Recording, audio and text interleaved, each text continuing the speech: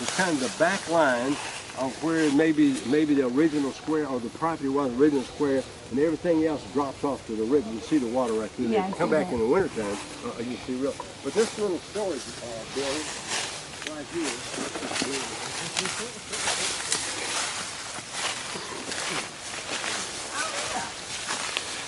Yeah, the bone cemetery is right in there. The bone cemetery. Yeah, the bone cemetery. Okay. And then the no house is over Just a second. These are steps going down into the. That I assume this. You know, sometimes people build The sightseeing.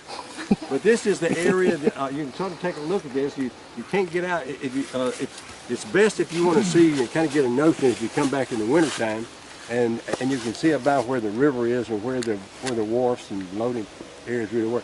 And a lot of forest and farm products were shipped out of here at this location. And some of the old books. How that barge thing works? Where did it go?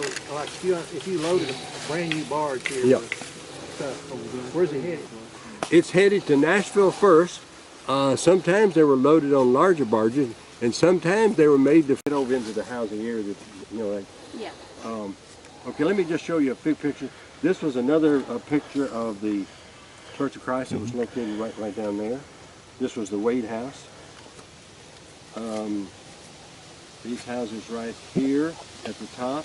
Down here, this I said that 300 lives there.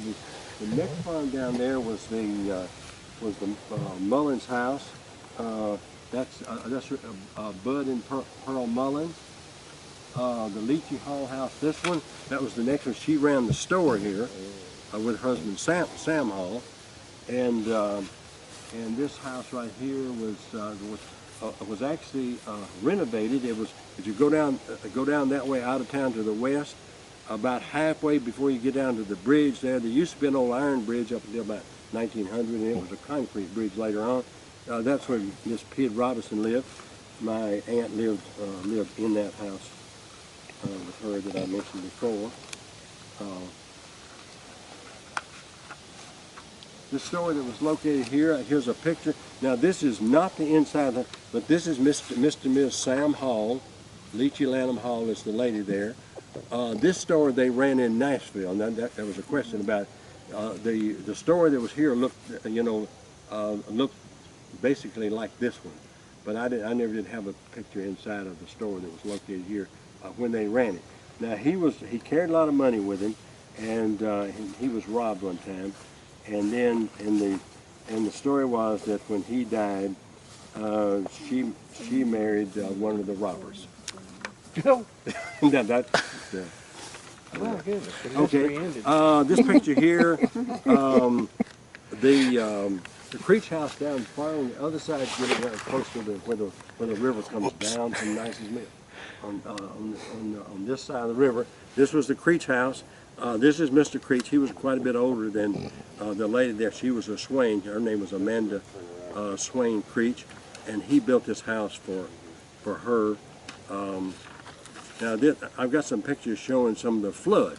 Okay, now these were taken in 1955 flood, and we mentioned some of the big floods, and some of our stuff at the Historical Society tells about the big flood in 1902, which wiped out almost all the bridges in Rutherford County. There's a bug here. I saw a thing the other day that these exterminators, they used to have a couple of calls a month. They said just some of those little bee things. This is the west side over here, and I kind of did a little documentary work on that. Now that's the Pid Robinson house, looking straight west, and that's floodwater.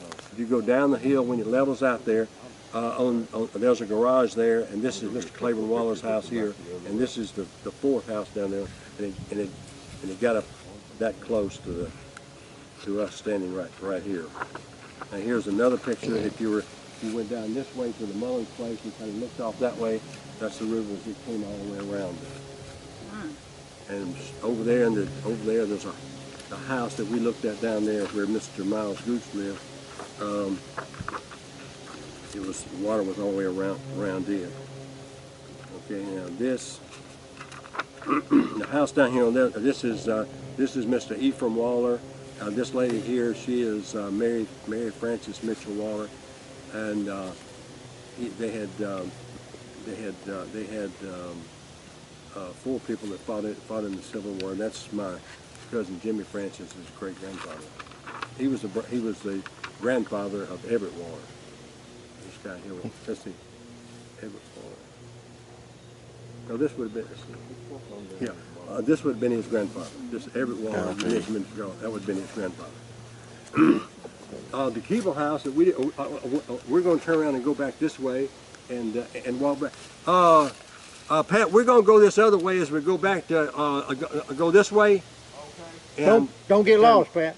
Okay. And we'll head back in a few minutes. Yeah, we're just going to go down here to the bottom of the hill and take a couple of pictures. Okay. Okay. Good enough. We'll meet you back at the parking lot. Okay. All right. This right here is the Keeble house. It was a log house built about 1810. It was over in that rise back there, and also I mentioned the big Keeble cemetery. If you look in the Rutherford County cemetery book, it's a huge cemetery, famous names in the early 1800s. Now this was his son Walter Keeble Jr. He was born in 1774. This is his wife. Her last name was Hudson. Tell me about when did they move to this area? Huh? When did the Keebles come to this area? About 1810. Okay. Peyton Smith bought this house about in late 1920s, and he held out as long as he could trying to make a deal with the government, and he actually died before he made a settlement of the farm. This was old Jefferson School. After the schools were moved out here, they actually went on the other side. They had a white frame school first, and it burned in 1930, and this is the school where I went, old Jefferson Bridge School. Of course, when the lake came, the fringe of it was in the lake property, so it had to go. This was the West Fork concrete bridge there. And there's also a picture of back when it was an iron bridge back in the early days.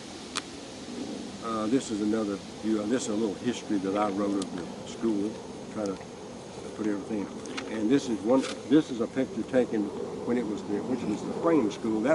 This school, the Jefferson School, was built down there where the frame school was later. This was built about 1888, 89.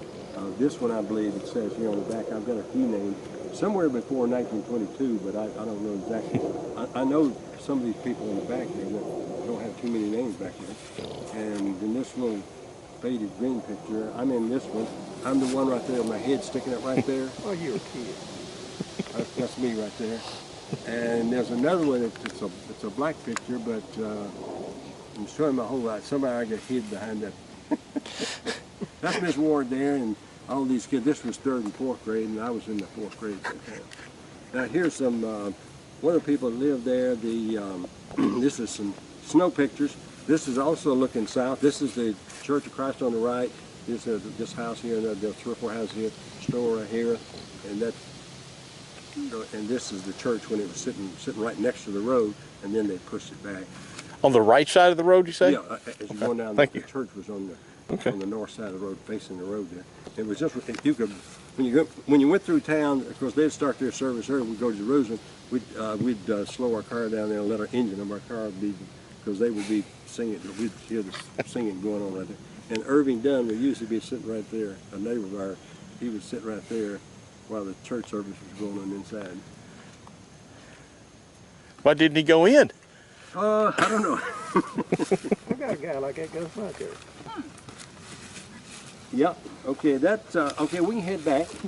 It'll be a little different route, but this time we'll go down this road is pretty straight. We'll go and then we'll turn over and tie back into where we went before. If y'all want to go this route, this is flatter and smoother. Do this route. Okay. And we can see some of the farmland. So in the early history, across the river from Old Jefferson, there was a notification when the 2 guys, Pouillet and his friend, wrote the book about the early history of settlement in this area.